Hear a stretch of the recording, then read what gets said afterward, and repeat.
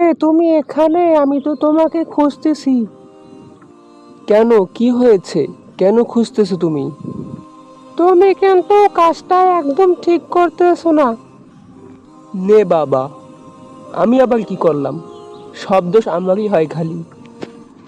তুমি কয় হাজার টাকা বেতন পাও বলো শুনি?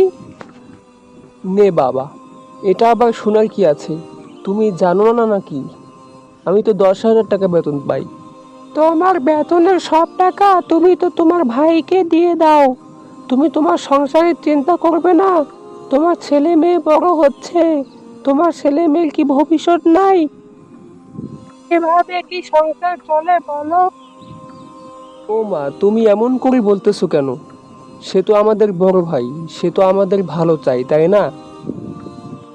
ভালো না ছাই? তোমার ভাই তোমার ভালোই চায় না।